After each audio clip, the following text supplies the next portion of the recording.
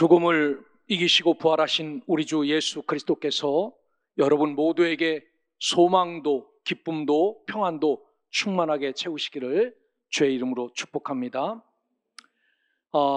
예수 믿는 자에게 가장 큰 축복과 특권이 있다면 그게 무엇이냐면요, 물질도 권력도 명예도 이런 것들이 채워지는 게 우리에게 축복과 특권이 아닙니다. 그럼 무엇이 특권이냐면은 예수님이 죽었다가 살아났다는 것처럼 이 부활한다는 언약이 가장 큰 축복과 특권임을 믿고 살아갈 수 있는 우리 소명의 성도들 되시기를 주의 이름으로 축원합니다.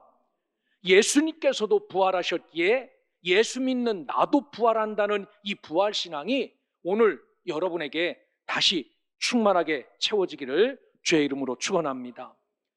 사도 바울이 목회를 하면서 가장 힘들었던 교회가 고린도 교회입니다. 고린도 교회는 말썽도 많고 고린도 교회는 아주 특별한 교회였어요. 저 유럽의 그 지중해 연안 가운데 세워진 그런 도시였지요. 아주 장사하는 데 특화된 사람들이었습니다. 오죽하면은 이 마켓이라는 시장이 가장 먼저 활성화된 곳이 이 고린도였어요. 저 지금 중동 싸움판 난 곳에서 향유 좋은 것들 다 지중해 연안으로 배에 실어다가 이 고린도에다가 풀어놓고 로마에도 팔고 아테네에도 팔고 해서 이 장사의 기술이 특출한 사람들이 여기 사람들이었습니다. 여러분, 이런 사람들을 데리고 신앙생활하는 게 사도 바울은 어땠을 것 같습니까? 이 사람들은 손해를 보는 사람들이 아니었습니다. 계산이 너무나도 빠른 사람들이었습니다. 이런 사람들에게 사도 바울이 가서 부활의 신앙을 증거하면 잘 믿었을까요? 믿지 않았습니다. 그들의 생각에는 그렇지, 영혼은 살아서 보이지 않으니까 돌아다닌다고는 할 수 있는데 어떻게 우리 몸뚱아리가 다시 살아나느냐? 이런 부활은 있을 수도 없고 있지도 않고 우리는 믿지도 않을 거다라고 생각했던 사람들이 고린도 교회 성도들이었습니다. 그래서 답답한 이 성도들에게 어떻게 하면 부활신앙을 잘 전할까라고 고민하여 쓴 서신이 이 고린도전서 15장 1절부터 끝까지가 다 어떤 이야기냐? 죽은 우리가 예수 믿고 죽으면 부활한다라는 이 신앙에 대해서 이야기하고 있습니다. 여러분, 이 사실을 믿습니까? 예수 믿는 우리는 죽어도 산다는 이 부활의 신앙을 여러분 가지고 계십니까? 예, 이 신앙을 갖고 있는다면요, 여러분들 신앙이 고린도 사람들처럼 되지 않기를 주의 이름으로 축원합니다. 늘 주를 예배하고 주를 사모하는 것이 여러분들 특심이어야 합니다. 그래서 예배도 좀 일찍 오시고 예배 시간에도 저 뒤에 앉아서 구경하는 자가 아니라 그분이 부활하신 주님이 나에게 뭐라고 말씀하시는지를 기대하면서 점점 다가오는 자가 돼야 돼요. 사람이 보기에도 좀 시원치 않은데 그런 삶을 하나님이 어떻게 평가하실까? 물론 주님이 평가하시겠지만 그런 신앙 여린 그런 사람들이 아니라 정말로 부활신앙을 가진 사람은, 그 부활신앙에 대해서 확실히 믿는 사람은 주님의 마음을 시원하게 해드리는 그런 사람들이다라는 사실을 기억하고 이 부활신앙에 우리의 삶이 잘 고쳐지고 회복되기를 주님의 이름으로 축원합니다. 오늘 예수님께서는 십자가에 달려 죽으시죠. 거기에 보면 유월절 어린 양처럼 그분도 이렇게 속죄의 제사를 드리며 살았듯이 그렇게 철저하게 예수 그리스도가 양이 모든 죄를 다 뒤집어쓰고 죽는 것처럼 그렇게 죽으십니다. 그리고 인간을 죄에서 해방시키지요. 이런 일을 위해서 부름받았는데 이것이 너무 힘들고 무거워서 성경에 보면 내 아버지여 만일 할만 하시거든 이 잔을 내게서 지나가게 하옵소서라고 그렇게 기도합니다. 하지만 그것이 하나님의 사명이 아닌 줄 알고 바로 나의 뜻이 아니라 아버지의 뜻대로 아버지의 뜻대로 이루어지기를 원합니다라고 해서 로마 군병에게 잡혀가지요. 그리고 우리가 새벽 기도에 나눴던 그 말씀처럼 십자가에 달리시고 죽으셔서 돌무덤에 꽉 장례를 지나고 그 무덤 속에서 부활하십니다. 그 부활의 아침이 오늘 이 우리가 지키는 지금 주일의 새벽에 부활하셨지요. 그런데 주님의 죽음을 새 무덤에 장사하고 큰 돌을 굴려 무덤을 단단하게 막고 있었지만 예수님의 무덤은 빈 무덤이었습니다. 이게 마태복음뿐만 아니라 마가복음, 누가복음, 요한복음에도 똑같이 예수님이 부활하셨다는 이야기를 한 성경도 빼놓지 않고 봤던 제자들은 다 적고 있습니다. 그러면서 이 사실을 분명하게 기록하고 있지요. 부활은 그냥 농담도 아니고 소설도 아니고 장난도 아니고 진짜 죽으시고 부활하신 이 이야기를 우리에게 믿으라라고 모든 성경이 말합니다. 그런데 우리도 고린도 교회 성도들처럼 그렇지 우리가 보이진 않지만 잡을 수는 없지만 이 속에 들어가 있는 영들은 뭐 나와가지고 어디 돌아다니고 살아있는 척 하지만 이 몸뚱아리가 살아나겠는가? 만약 이 몸뚱아리가 살아난다면은 우리가 골치 아플까요? 골치 아프지 않을까요? 우리는 대단히 골치 아플 겁니다. 어디에서 살기 때문에? 공동묘지 뒤에서 살기 때문에. 여기 한두 명이 죽었겠습니까? 여기서 부활할 때 몸뚱아리 있고 제가 보기에는요 여기에 옛날부터 공동묘지였으니까 하루에 무지막지하게 돌아가거든요. 그 기수를 따지면은 21기인가 22기가 있어요. 이게 2시간마다 계속 돌아가니까 하루에 몇 사람이 죽겠습니까? 그들이 막 다 여기서 꾸역꾸역 해서 인산인해를 이루겠지요. 명절 때만 돼도 교통경찰이 와갖고 거기 뭡니까? 조문하러 가는 사람들 그거를 며칠 전부터 하는데 얼마나 곤란하겠습니까? 여기가. 여러분 이 이야기는 그럴지라도 농담도 아니고 그럴지라도 성경은 분명하게 우리가 신령한 몸으로 부활하여 주님 앞에 선다라고 말합니다. 그 신령한 몸을 우리는 이런 몸이다 저런 몸이다 평가할 수 없지만 신령한 몸으로 주님 앞에 부활하여 설 것을 분명하게 이야기하고 있습니다. 오늘 이 예배를 드리며 주님이 부활하신 부활절을 통하여서 이런 부활의 삶이 우리에게도 이어진다라는 믿음을 갖고 이 믿음을 부인하거나 이 믿음을 모른 척하거나 이 믿음을 반쪽만 갖는 자 없기를 온전히 이 믿음을 소유하고 살아가는 자들 되시기를 주의 이름으로 축원합니다. 오늘 본문은 20절에서 이렇게 말해요. 그러나 이제 그리스도께서 죽은 자 가운데서 다시 살아나사라고 부활의 소망을 강력하게 선포합니다. 어떻게 부활할 수 있느냐? 우리 사람이 죽었다가 어떻게 우리가 다시 살 수 있느냐라고 따지는 고린도 교회에게 사도 바울은 못을 박습니다. 죽은 자 가운데서 다시 살아나신 분이 예수 그리스도다라고 말합니다. 이 말을 보면은 성경에 그러나라는 단서를 붙입니다. 이는 기독교 복음의 전환점이죠. 인간은 죽으면 끝이지만 우리 그리스도는 하나님이시기에 그러나 그분은 살으셨다라고 말합니다. 그래서 절망에서 소망으로 죽음에서 생명으로 이분이 옮겨졌고 이분이 우리의 샘플 첫 열매다라고 분명히 이야기합니다.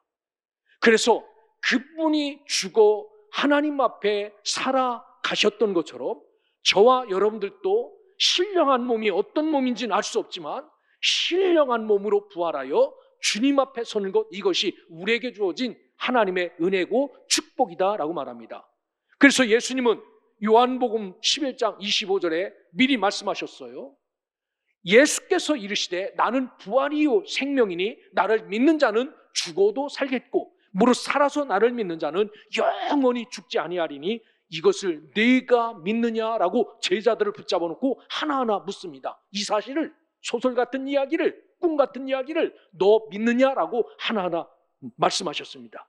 여러분, 오늘 부활절을 맞는 우리들은 이 부활의 사실을 상식적으로 아는 자가 아니라 주님처럼 나도 죽지만 주님 앞에 이 믿음을 가지면 신령한 몸으로 부활하여 그분 앞에 선다라는 이 부활의 신앙이 흔들리지 않기를 주님의 이름으로 축원합니다. 그래서 이 부활이 믿어지는 믿음이 충만하여 그렇구나, 이렇게 세움받는구나 라는 이 믿음을 충만하게 채우고 돌아가시기를 주의 이름으로 축원합니다.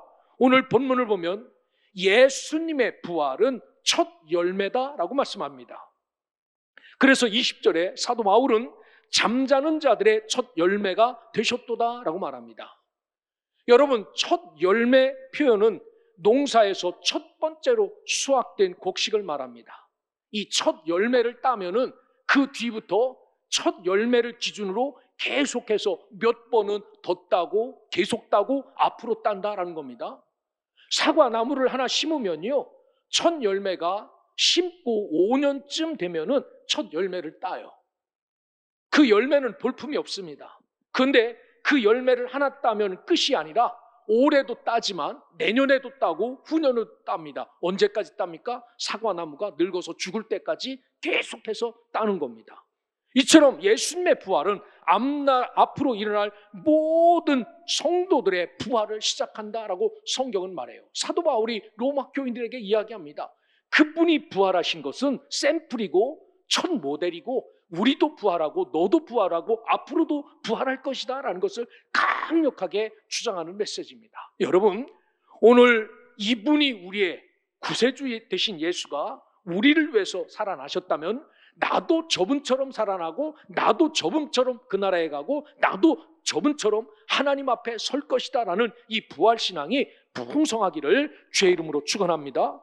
그래서 오늘 말씀에는 우리가 읽은 말씀 가운데는 첫 열매란 말이 여기 20절에도 나오고요, 23절에도 한 번 더 나옵니다. 이 말씀의 핵심은 우리 주님께서 저 뒤에 잠자는 자들, 더 불에 타가지고 죄밖에 없지만 흔적도 없는 자들이지만 그 잠자는 자들의 첫 열매가 되셨다라고 말합니다. 즉 주님께서 부활의 문을 열어주신 사건이 이 사건이다라고 말해요.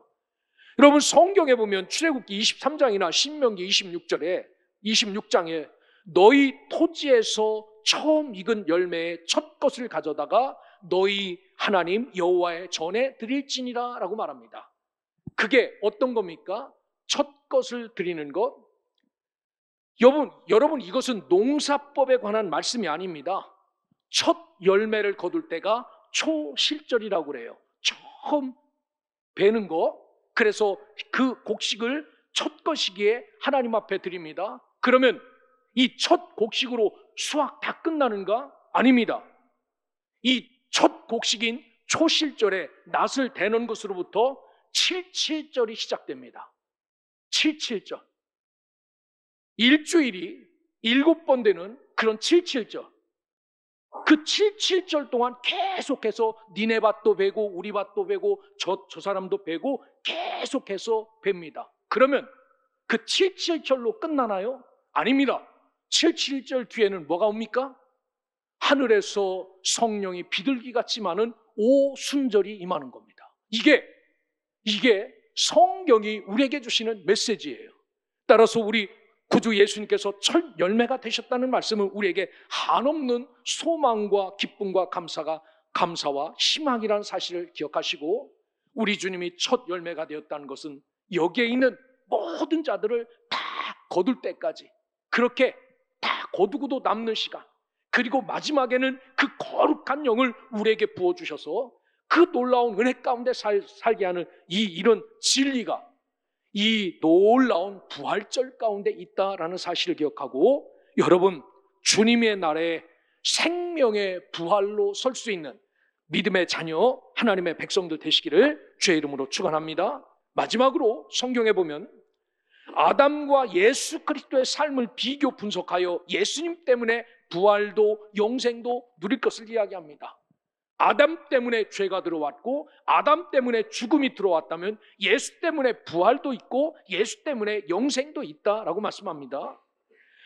바울의 말씀인 21절, 22절을 표준 세번역 성경에 보면 이렇게 쓰여 있어요.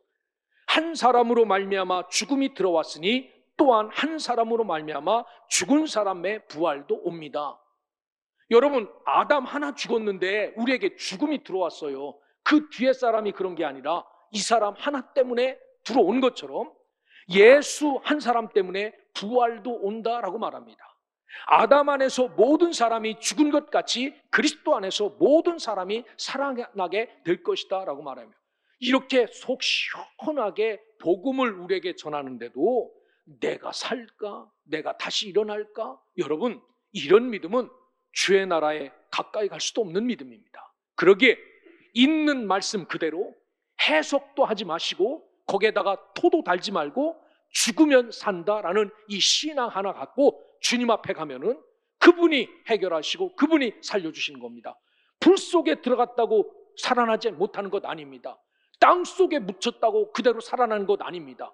어디에 있든지 어떻게 죽었든지 주님을 믿고 사는 자에게는 신령한 몸으로 부활한다는 이 부활신앙이 오늘 우리에게 채워져서 고린도 교회 교인들처럼 깐족깐족하면서 왜 부활하느냐, 어떻게 살아나느냐, 이렇게 죽는데도 살아나느냐, 여러분, 이런 믿음이 아니라 그저 어떻게 죽든 주님은 나를 어떤 상황에서도 다시 살려서 그분 앞에 세우실 수 있다라는 이 믿음 갖고 늘 성실하게 주 안에 살아가기를 주의 이름으로 축원합니다.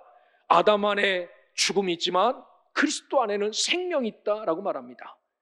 아담 안에 머물 건가 그리스도 안에 머물 건가는 저와 여러분이 선택의 길입니다. 여전히 세상이 좋아 그 아담 안에 거하는 자는 생명 안에 거할 수 없지요. 그 길이 힘들고 좁고 어렵더라도 그리스도 안에 거하는 자에게는 생명을 선물로 허락하신다라고 말합니다. 이것은 저와 여러분이 선택할 일입니다. 오늘 이 자리를 선택하여 생명 안에 거하는 것처럼 여러분의 삶이 변함없이 이 길을 선택하고 이 부활을 선택하고 이 부활의 믿음을 갖고 끝까지 살아가는 주의 자녀들 되시기를 주의 이름으로 축원합니다. 이제 말씀을 마칩니다. 우리는 영원히 사는 부활을 선택해야 합니다. 이 부활을 선택해야 될 이유가 무엇입니까? 부활을 선택하면은 주 예수님은 우리에게 죄는 지금도 역사지만 용서받을 수 있다라고 말해요. 우리가 죄 없이 살 수는 없어요. 여전히 죄 가운데 살고 그 죄를 넘나들며 살아가고 있지만 이 부활을 선택한 자에게는 그래도 용서받을 수 있다라고 말합니다. 죽음이 전부가 아닙니다. 그 너머에는 부활이 있다라고 분명히 말씀하세요. 절망이 마지막이 아니라 영원한 소망이 예수 안에 있다라고 말합니다. 그래서 끝까지 부활을 선택하며 살아야 된다라고 말합니다. 이 부활절 이제 오전 예배를 드리고 우리 성가대가 찬양으로 그 예수님의 탄생부터 삶과 이 부활에까지 쫙 노래하셨지 않습니까?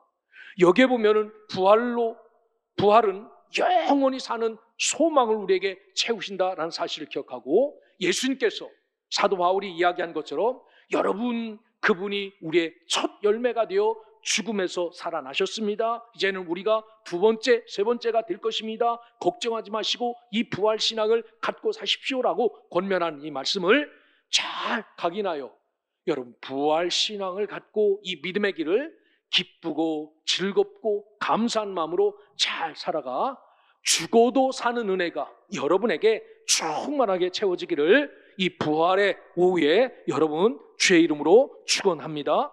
기도하겠습니다.